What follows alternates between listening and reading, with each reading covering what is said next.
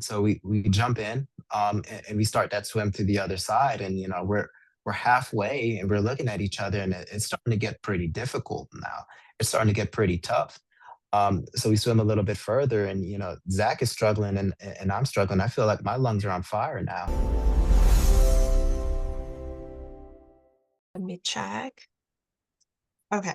So the thing is, so you can ask me if you have any part to erase. So just Right. feel free to tell me. And then the reason why I start recording now is because yeah, the first part are usually quite natural. And then when I just do the small talk with entrepreneurs. So that's why I started the recording now. So and then Wonderful. I yeah, thank you. Yeah, and then I want to ask you, like, you texted May 1st, like saying that you just took a look at my content, and then so you yeah, so you could contribute a tremendous amount of new insights. And then you know what? The keyword like juicy stories. Yeah, that really caught my eyes. I love stories. So yeah, and Excellent.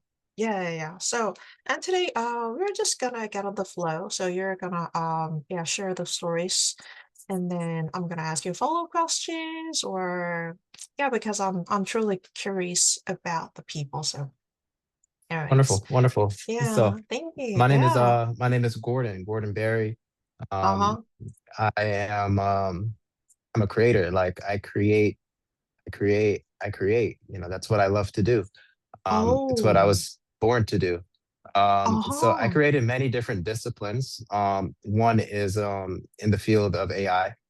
Mhm, Um, I have a deployment consulting firm, an mhm, AI deployment consulting firm, and we help a lot of small businesses save mhm, time and energy, as well as help with bottlenecks in their operations by deploying AI in unique ways. mhm, Um, mhm, so that's one of the disciplines in which we create things. The other one is landscaping. It's a field completely different than AI, um, but I have a passion for nature. I have a passion for cultivating. I have a passion for being close to the earth because I feel like that's where the truest lessons are found, mhm, right under our feet. Sometimes it's not looking up at the stars, no mhm. matter how interested we are in space and everything out Right. there. Sometimes it's in Uh-huh, the soil right beneath our uh-huh, feet, and we can uh-huh. feel the truth. We move through it, and we're able to cultivate it and allow it to Mhm, blossom. So that's another mhm. discipline in which we're creating. So, do you have any questions about either one of those? Oh yeah, sure, sure, sure. Because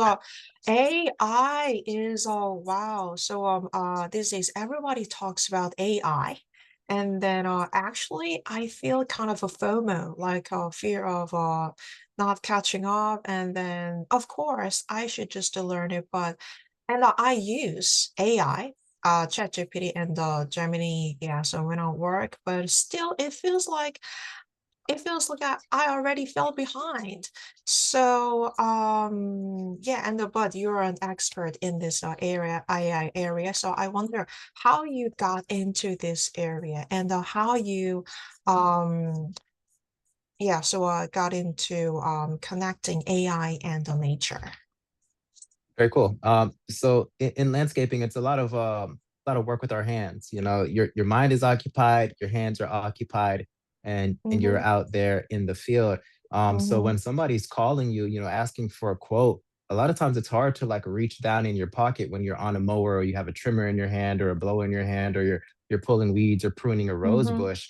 mm-hmm, So you miss out, if you don't have systems in place, just like you're saying, FOMO, like fear of missing out, you really do miss out on leads. You miss out on mm-hmm, income coming into your business. And how could you scale if you're not able to even mm-hmm, answer the phone? mm-hmm, So that's one of the biggest pain points, as a new landscaper is like being able to answer the phone in a timely manner, get back to people in a timely manner when you have full days out by yourself at first, doing these properties. You're servicing all of these properties. So when do you have mm-hmm, time to do the admin work? And that was the issue that I ran into very early on. And luckily, it was something that I ran into early on instead of later on. So I was able to make a change, and so I was able to look into how can systems, at that time it wasn't even AI yet. It was just how can Mhm. systems help mitigate, some of these difficulties that I'm going through. And so I found spreadsheets, really rudimentary stuff, that people in Uh-huh. other types of work would normally be familiar with. But in landscaping, it's just don't really think about it. We're just out here Mhm. working in our hands, doing what we love, and making some money for ourselves and our families. Mhm. So, finding the simple systems first, really basic ones first, and putting those to use, and then just getting more and more advanced to the point where we're working on products where it's just a tap, and whatever we need to have done is done. These are systems that IMAI is working on for Yarden Ops, and Yarden Ops is implementing as a case study. So we have a lot of different ways in which we're making waves in the landscaping field, just by integrating technology in unfounded ways. Mhm. Okay, I got it. All right. So, can you tell me the story when you started your business? Because Sure. well, yeah. So, Yeah. well, like there's a kind of yeah, always kind of difficulties, and then the setbacks sometimes, and then I guess the audience will listen to their stories, like how entrepreneurs got over those. Yeah. Yeah. So imagine driving down a road in an old Camry, that might have a hitch on it, and you have a old beaten down wooden plyboard trailer that you built up the sides, so it can be an enclosed trailer, but it's not even straight. Like the measurements are off, so the whole trailer itself is crooked. Driving down the road, you Oh, have a little board in the back that's holding an electric ego mower uh-huh. in place. You hit a bump, and somebody pulls up next to you at the following light and says, "Hey, I think your mower is back there." So you want to talk about a setback, when you got a route of, Oh, of 10, wow. I 15 can picture jobs it. 15 and your jobs? Oh mower, my that's right, gosh. and your mower is a mile behind you, and somebody's telling you, "We think you dropped your mower." So of Oh course I had to my turn around, go gosh. back and inspect, and sure enough, Oh, brand new ego mower is on the street, crushed. It's over. So that's just wow. one of those. It's just one of those things when you're just starting out. The simplest things. It's like not even how do you cut grass. It's just how do you strap in your equipment so you don't lose it. People love those stories, and then people would be empowered those stories, like yeah, just thinking you as their role models. Yeah, they kind of will setbacks, like okay, so for sharing my story first, well, so I lost some budget, like it's only several $1,000s for marketing, and then okay, so for other entrepreneurs, they would just say, huh, that's just nothing. But for me, it's just a big amount of budget anyways. Yeah. So I was truly frustrated. And then I just couldn't focus on my work for a month. And then, but I just did one thing, eating well. Just one. Yeah. So eating 3 meals a day. That's one thing I did. And then, yeah, so yeah, thanks to the people around me, thanks to the other entrepreneurs around me, they told me the stories. Shine, I lost more than you, and but I believe that I can make it in the end, like that. So yeah, like that. So, anyways, yeah. So, what is the biggest setback you've ever experienced? Wow. See. It's a tie. It's a tie between losing that mower on Wesley Chapel Road, Definitely. Okay, and let's talk about it more. yeah, Yeah. it's a Uh-huh. tie between that and I had a client that I lost. It was a client that I really, really cared about. I lost a client because I was late and I didn't have a system in place to notify a client when I was running behind. right? Mhm. So like let's say I lose track of time and I'm on a property, I'm supposed to be somewhere else, because they have some type of event that's really important to them. But Mhm. I ran into whatever issue at the previous property, so it set me back just a little bit. With the system in place where it can see that you have something scheduled, and it just kind of dispatch a message off to the next person to let them know that you're going to run behind. A landscaper wouldn't have ran into the issue that I ran into, so I lost that client because of that lack of communication. Even though this is a company that's built on impeccable communication, and that really, really hurt me. But the redeeming quality of that particular story is that maybe 4 months down the line, I was on Yelp, and that same client was looking for a landscaper to do a project. Mhm. And I saw them, recognized the name, reached out to them with a quote, and won the quote, showed up to do the work, did the work. They came out to inspect the work, and they saw that it was me, and I regained their business. I regained their trust, and I Wow. regained them as a client, because of that kind of that persistence, that diligence, as well as that ability to say, hey, look, I'm sorry I dropped the ball, but we're here to make it right, and continue to do right by you. So that was that Mhm. there. Yeah, so actually regaining trust sometimes it's harder than just earning trust at the first place. So actually you know what? I went to a lecture and the theme of the lecture was earning trust.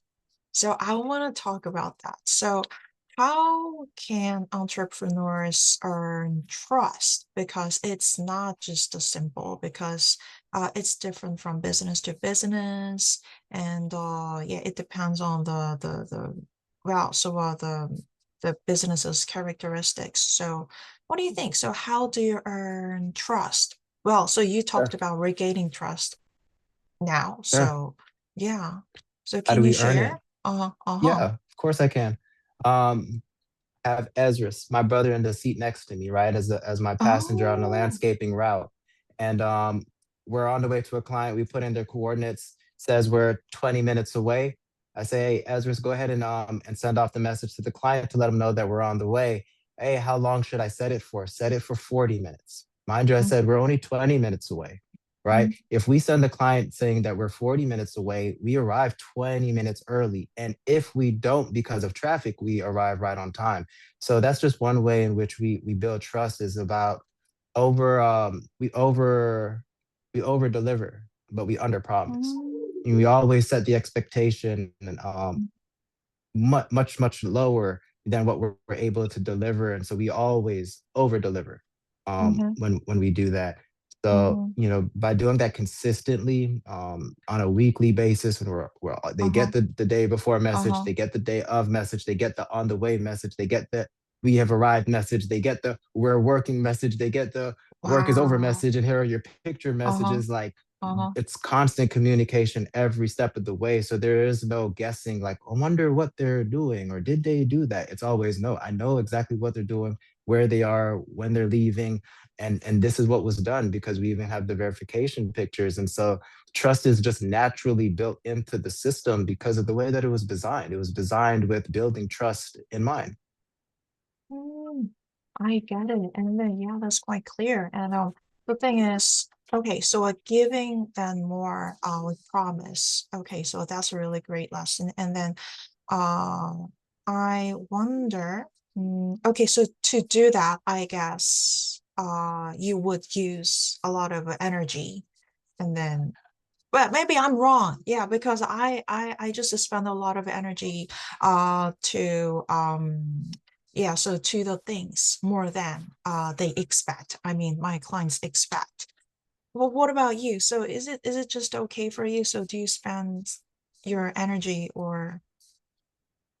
So we or you always balance. We always balance. uh-huh. So like, all right, Uh-huh. so there's a scope of work, and then there Uh-huh. are different things that we can do on top of the scope of work, and then there are just things that are Mm-hmm, mm-hmm, completely outside the scope of work. mm-hmm, So like, mm-hmm, as a landscaper, we get paid maybe to do a leaf cleanup, right? So we may come out and do a mm-hmm, full leaf cleanup, but mm-hmm, maybe there's like one low hanging branch that we can cut with some pruners, because it's in mm-hmm, the way. Really, it's like in our way, to do something, but we cut it, and it actually ends up being a benefit for the whole property of your parents just in general. Like that's something still within the scope of our work.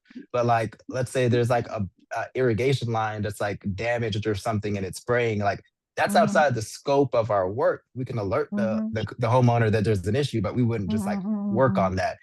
So Mm-hmm. it's like one of those things where we're always looking for something extra that we can offer, Uh-huh. but at the Uh-huh. same time, it needs to be within the scope of our expertise.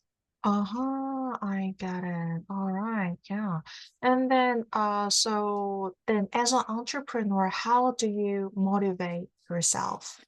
Like, well, you have your brother, so yeah, so he would be a big help. He's just beside of you right now. No, he's not beside Uh, me right now. Unfortunately, yeah, okay. All right. he Okay, couldn't be all with right. us today. Yeah, he's with his daughter. Oh, So maybe later. Yeah. So because of well, this could be like a series. So yeah. So maybe next yes, time we can invite him. All right. So yeah, well, yeah, because I want to motivate the audience through this episode. So yeah. So would you share how you motivate yourself? of course. Um, one thing that I do is I pray, right? I'm a very spiritual individual, Oh. so I'm always in communication with my creator, with the Uh-huh. most high. Uh-huh. Um, Uh-huh. so it's like there's not ever really a lack of motivation for me, especially in this phase in my life, because I feel Mm-hmm. like I'm on a mission, like I'm on Mm-hmm. purpose. I'm being pulled towards Mm-hmm. something, and I can kind of see the Mm-hmm. synchronicities in my life as each Mm-hmm. step unfolds. Now, earlier in Mm-hmm. my life, before Mm-hmm. I could see the Mm-hmm. end, and Mm-hmm. when I was just kind of like muddling through the middle, I do feel like something that did help motivate me was just kind of like keep moving forward, do better than you did yesterday. These kind of mantras that would just kind of replay in my mind over and over. I remember even taking it to the extent of getting sticky notes or like little strips of paper, and I would go Mm-hmm. online and I'd find all of these different motivational quotes that I felt like kind of matched my energy, matched my direction Mm-hmm. and my vision, and I would paste them everywhere. This was back when I was living at my mom's house as a teen. I would paste them everywhere. I mean, like Wow. all over the place, in the bathroom, when you Mm-hmm. open the fridge door, the Mm-hmm. kitchen door, bedroom doors, under couches, like anywhere, all over the house. And so my subconscious was continuously picking up these messages, all of these different signals, these triggers, but they were all designed by what I wanted for me. Um, and so I was able to do that. I was able to benefit from that, and I was able to share that with other people. Like even Ezra is he does that. Like we still have motivational quotes pasted all over the truck and the trailers that align with company goals and values and different things that we want for us. Mm-hmm. Wow, that's really smart way. And then you know what? Let me show you. Ta-da! This is the note that I Oh have wow. on my desk. Okay, so this is Korean, so let me just translate this for you. So I'm grateful for all the money I got in my life. Yeah. So when I just roughly yeah translated it like this. So it's about gratefulness. So can I ask what kind of mantra or messages you put on those sticky notes? If That's it's too funny. private question, then you don't Oh have to no, it's answer, not. but yeah. I'll look at one right over here to my left. It says why? Because I envision a world in which people in every circumstance lead with the good in themselves by seeing the good around them and calling to the good ahead. Mhm, So it's things like that. It's things that get my mind turning as to mhm, why am I still in this mhm, job that I am in? Or why mhm, am I getting up to go out to do landscaping today? Or why am I here for my daughter when she wants to play? It's like it's all of these. It's not even just work. It's just like why for life in general. And I feel like if I have why for life, then I can have why for each individual thing that's a part of mhm, life. mhm. So let me ask you a question. Well, this is might be quite fundamental question. So, why do you um well, okay, so I'm just trying to make better questions. So, um, why are you so into your business? Because I can read passion, yeah, from your energy. Yeah. So why do you want to help people? through your business? Yeah, I feel like it's such an underserved field in general. And Uh-huh, I'm speaking in landscaping in particular. Um, uh-huh, I I feel like it's such an under-equipped field. Like there's all of the tools and stuff to deal with grass and hedges and that stuff. uh-huh, But when it comes uh-huh, to the actual business part, it's kind of like the reason, well, why are landscapers always so uh-huh, unreliable? Like there's this current theme that uh-huh, goes with all mhm, landscapers. All landscapers are just mhm, unreliable. They say they're going to be mhm, there and then they don't show up. But there's a reason for that. Like there's something mhm, that plagues the entire industry when it comes to mhm, that. And it's mhm, really just being under automated. It's mhm, not having the right systems in mhm, place mhm, to mhm, be able to take care of those admin level things when you're out in the mhm, field. And so when mhm, you're just kind of stuck out there, well, mhm, there's a mhm, ghost in the office. mhm, So the ghost is not helping you grow your business. And so mhm, that's one thing that I'm most passionate about. Like, yes, I'm out there and I am working, but I am also working on the systems to empower mhm, each and every mhm, landscaper. So mhm, it doesn't mhm, have to be an employee working for a boss. It mhm, becomes all solopreneurs. Like every mhm, landscaper is a one-man show. It could be a one-man show. It would just be mhm, each company would just kind of shrink mhm, the amount of mhm, market share that mhm, they have. And mhm, I do believe mhm, that we're in an age where AI mhm, can empower an individual to run mhm, the show themselves, all the mhm, way around the mhm, board and not need any help. mhm, mhm. Okay, and then, so do you have any plans to teach um the things you know about AI for the others? Are you Great thinking of, question. yeah? It's a great question. Uh-huh, Yeah, uh-huh, we do have some programs through IMAI that are working to put together some courses as well as kind of some classroom settings for AI things. We are in the works of a degree program. Um, mhm, it is a track for straight through associates, bachelor's, doctoral program. mhm, So we do have a few things in the works when it comes to education and kind of passing this knowledge on, and allowing mhm, people the opportunity to get the higher education that they otherwise wouldn't get. mhm. That's wonderful. So, have you started? And then, so can the audience can reach out to the website or the, Sure. So with oh, the okay. program, Uh-huh. that higher educational program, that one isn't available yet to the public. Mm-hmm. However, we do have some things with IMEI, and Mm-hmm. I'll make sure I share Mm-hmm. some links for you Mm-hmm. Sure. after the podcast, and we'll be able Mm-hmm. to direct people to where they could find out more. Mhm. Oh yeah, of course. Yeah, I Yeah, love to. And because well, so these days what I can see is some people are just using AI in so great ways, like you.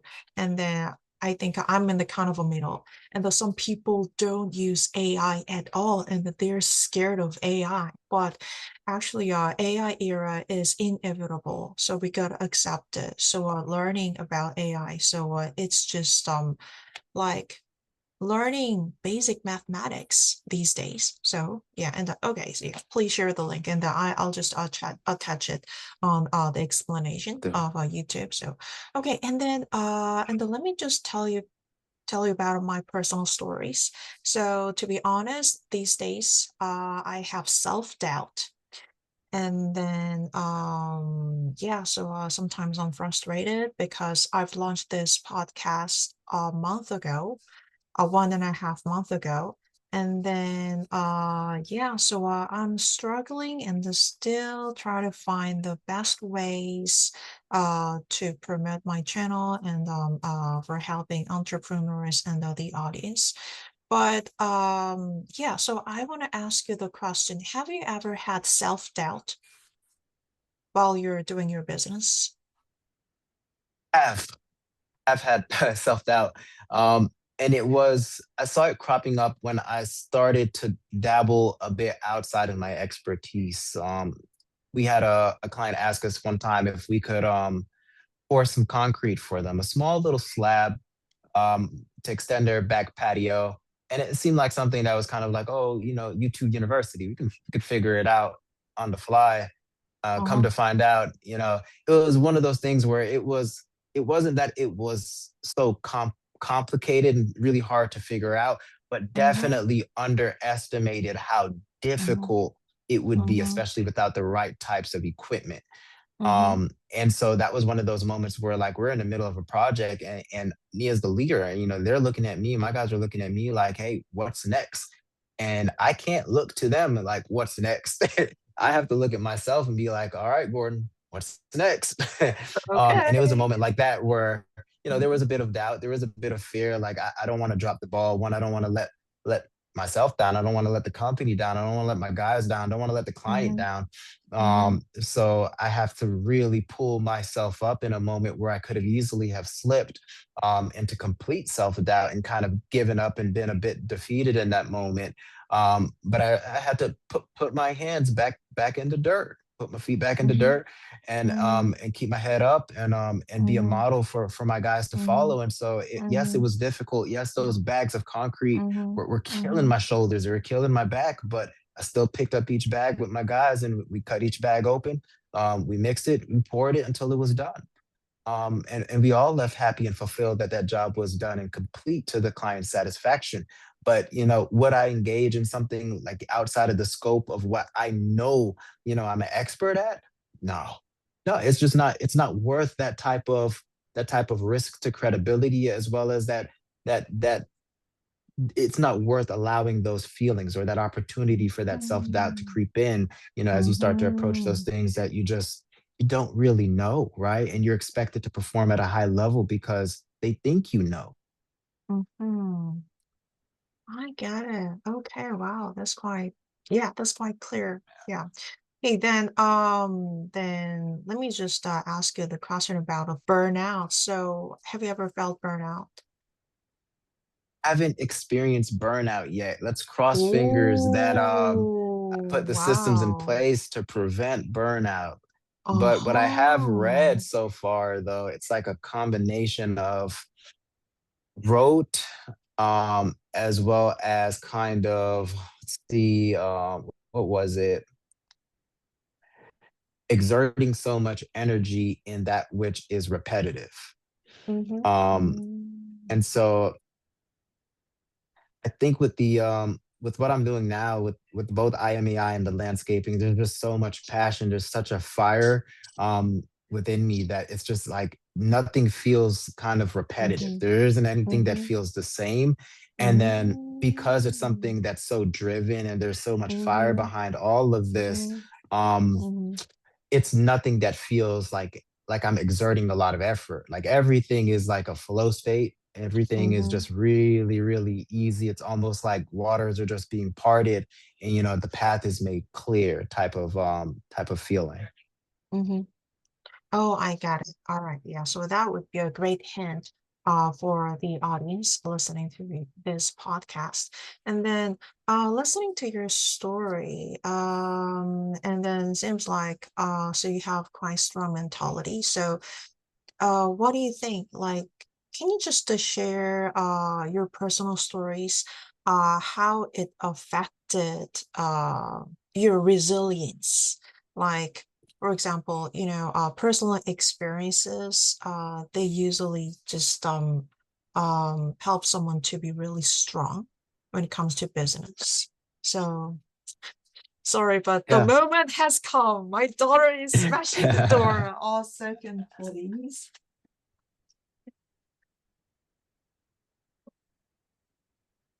I know. Okay, so chocolate would be my saver. Yeah. Anyways, all right. So, by the way, where were we? Sorry. You're totally fine. We're talking about the big story. What Oh, builds right. Yeah, resilience? yeah, yeah. Right. Yeah. So for That's me, right. yeah, and then I'm quite emotional educator. And then the funny thing is, about maybe 15 or 20 years ago, I couldn't express emotions because my feelings were suppressed by some family issues. But thanks to some great counselors, and then I just studied myself like a reading book. And then I learned expressing emotions throughout years. And then I found out that actually, oh, I'm a person who has like hundreds different emotions in myself. And then I help people to express the feelings in themselves. So in my case, on my family issues, yeah, so had me to realize the things, I mean, potential power in myself. So were there any kind of stories which affected to form your strength? Yeah, definitely. I have a few stories. One that comes to mind is I remember when I was 23, 24. Um, my best friend and I, my best friend Zachary and I, were at his lake house in Lake Oconee. Mm. And we were playing golf on one side of the shore. We looked across the lake and we could see his lake house, and the distance really didn't look that far. It definitely looked like something was manageable. We're both really strong swimmers. I was in swim team, went to county, multiple great seasons of swimming. So we jump in, and we start that swim to the other side, and we're halfway and we're looking at each other, and it's starting to get pretty difficult now. It's starting to get pretty tough. So we swim a little bit further, and Zach is struggling, and I'm struggling. I feel like my lungs are on fire now. We keep swimming, and I'm at the point now where I feel like I might go under, and he's struggling too. So it's not even like he's in a position where he can help me because he's next to go under himself. And I remember just hearing his voice, just like, just keep swimming, literally, just keep swimming. Like we're almost there. I remember he kept saying like, hey man, like we're 20% there, we're 30% there, we're 40% there. And until eventually we did make it to the other shore. But there was a moment in there where I did think I was going to drown, like I was not going to make it. Um, and I'm sure he did too. Now that was my best friend. Fast forward a few more years, and I'm back at that same lake house looking across that same lake because my best friend committed suicide at that same house. I'm there Oh with his my. family. I'm there with his family, and we are all grieving the same one that was telling me to just keep swimming. Like that was like the moment in my life where I realized that just because somebody looks okay doesn't mean that they're okay at Mhm, all. mhm, And so, that's just one of those things where it changed the course of my life. It changed how I mhm. valued life. It changed everything about the texture of life to me. It became that much more sacred because one moment it's yours, the next moment, no longer have it. Wow, you know what? Like listening to your story, well, it's quite engaging, and it reminded me of one of my personal stories. And then I lost my friend about 10 years ago. And then it was okay, she just left us just all of a sudden. Like she went to a gym, and then she was exercising, and then just suddenly she fell down, and yeah, that was it. Yeah, so I couldn't say goodbye to her. And I and my friends were quite shocked. And then we just cried out our eyes for several days, and then we had some time to recover. And I I just okay, so this lesson was engraved in my heart. So maybe tomorrow might not exist. So maybe that's why I listened to my gut from that time. And that's why I started the things um when I just started the things without hesitation, like starting this podcast. And well, this is not perfect. Yeah. So well, so my editing skills, yeah, so are not perfect. Yeah. So I'm gonna hire an editor, by the way. Because okay, so my plan is like this. So as you said, system is really important. So I want to just hire a editor, and then for editing the things in a really smooth way. And then I really Right. hope this would be a great way to promote my podcast channel plus your business. So but anyways, yeah, so that's my story. So it just gave me a great lesson. And then all the big decisions in my life. like so I got divorced 2 years ago, and then I yeah, so and I thought like this, okay, so what do I want? I asked those questions and then listened to my gut, and then yeah, so I said goodbye to him, and yeah, so having more peaceful life these days. Yeah. So yeah, so I'm a person who yeah, listens to my gut. So what about you? Do you listen to your gut, or do you listen to your reason, or do you listen to your family? Yeah, so can you share? Yeah, yeah. I mean, Mm-hmm. it would depend how hungry I am, first and foremost. Uh, Mm. so, Wow. it, we behave quite differently, depending on how much we've eaten, or when's the last time we've eaten, or how much we've slept, or when's the last time we slept. And so, yes, there are times where that gut feeling is like really, really strong, and it's just like, Mhm. no, don't do it. Like, but there are other times Exactly. where it's simply just like, hey man, it's time to eat a Mhm. bag of Cheetos. Like, and then do it. It's like, so Exactly. Oh, you love Cheetos. I love it too. Like I finger love licking Cheetos. taste. So no, but it is important to trust your gut, and that kind of ties into intuition. Mhm. We're so powerful guiding forces in our Mhm. life, and I do believe those are Mhm. ways that the creator speaks through us, or through Mhm. us. Mhm. Mhm. Yeah, definitely. Yeah. And then this question just came up my mind, and so are you in entrepreneur community? Because in my case, well, I get energized through meeting up other entrepreneurs. So I wonder whether you're in any kind of community or business I community am. I or am. any. Oh, you Yeah, are. I am. Okay. I am. Yep. Yep. Not Uh-huh. only have I just kind of like created my own network of different service providers Uh-huh. in our area that we just Uh-huh. generally do Uh-huh. partnerships and stuff with, but just on like online on Facebook groups. There are different Mm, entrepreneur groups that I'm mhm, in, and mhm, landscape groups that I'm in, AI groups that I'm in, and mhm, just to share mhm, ideas, just kind of keep an eye mhm, on what mhm, people are talking about, what they have questions about, what they're sharing, new mhm, discoveries, mhm, just to mhm, stay in the loop of those things, as well as just kind of build the rapport with mhm, people, mhm, and pass things back along. So mhm, yeah, but in mhm, community is important, very, very important. mhm.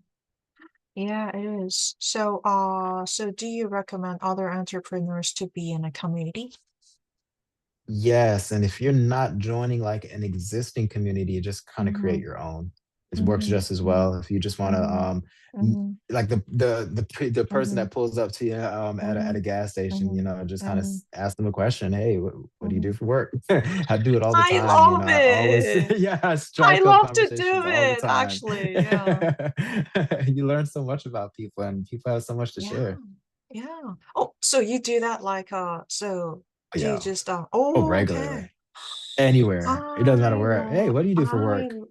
Oh, brain surgeon? What? uh-huh, What do you mean? uh-huh, What? uh-huh, uh-huh. Yeah. I love learning from Uh, people. yeah. So, well, yeah, so learning from books, of course, yeah, that's great. And learning from people, well, I can hear their stories, and then yeah, so they're quite engaging. And then, you know what? I want to say that you're a great storyteller.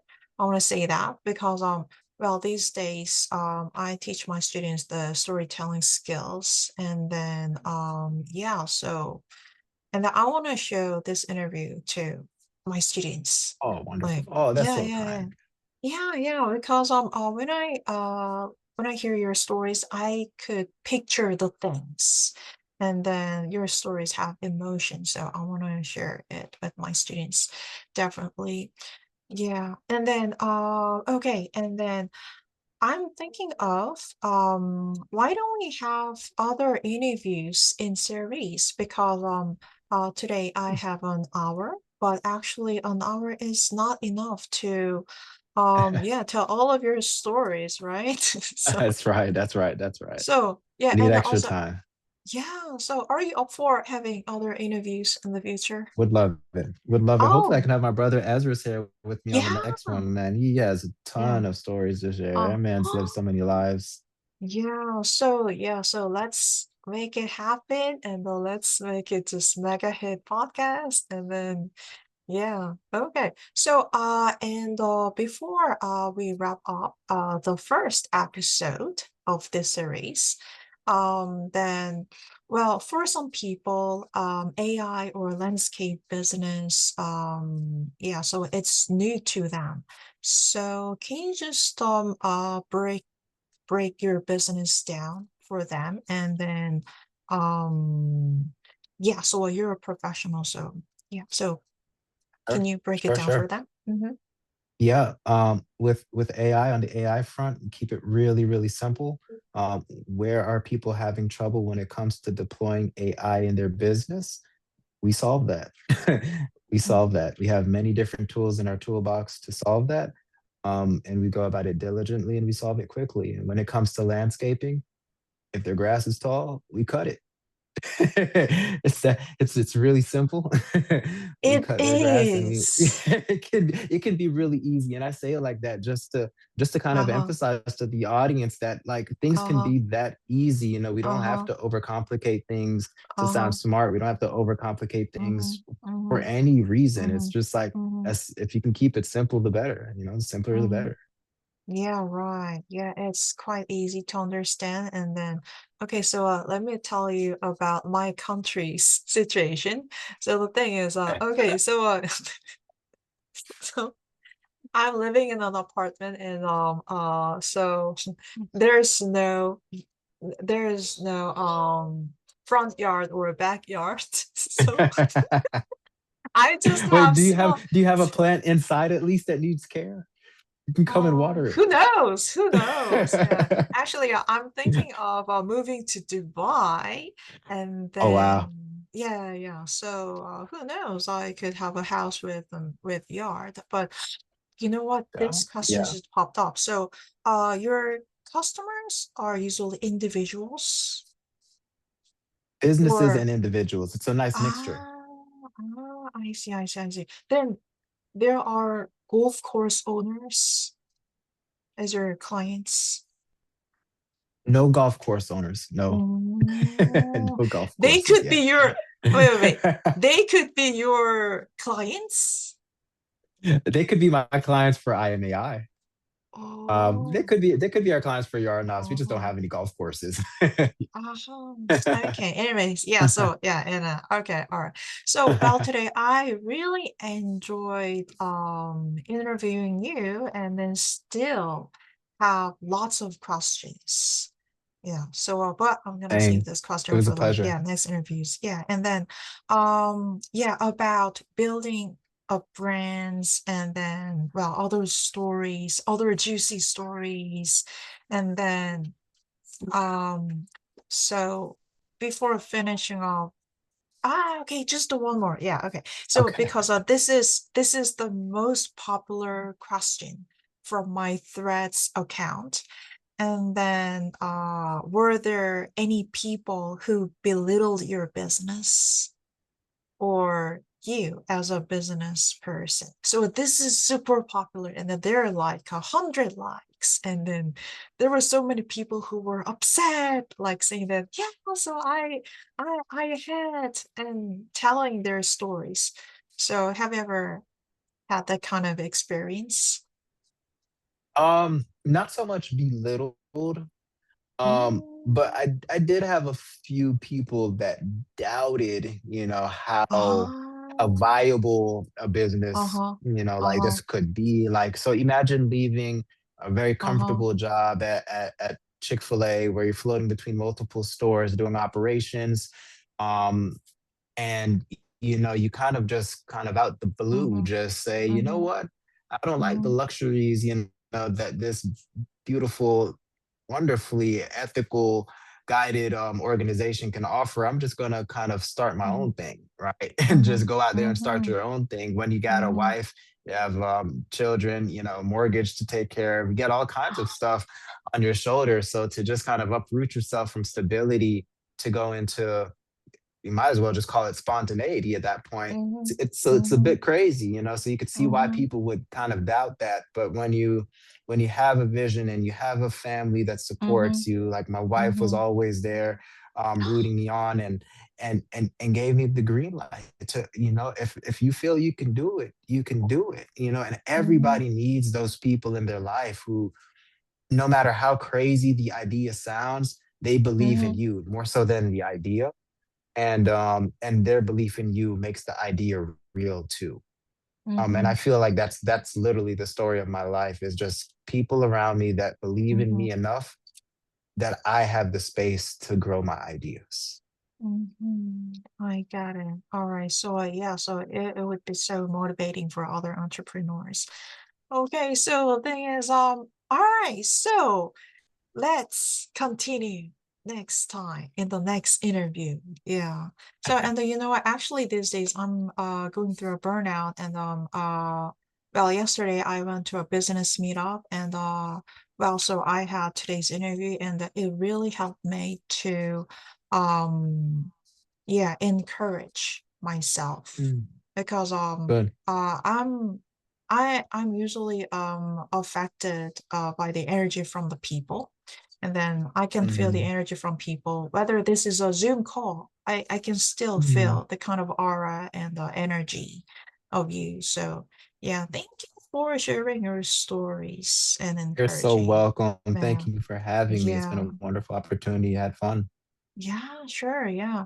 So, yeah, and I will reach out to you for setting up the next interview, and I Sounds will good. let you know. Yeah, I'll let you know when I upload the podcast, and it will take about uh mm, 2 or 3 weeks, because yeah, there are some scheduled yeah, podcast Wonderful. episodes. Yeah, so okay, so have a great time with your family today, and And then you too, yeah, Shine. You too. All yeah, right. See you on the yeah. next one.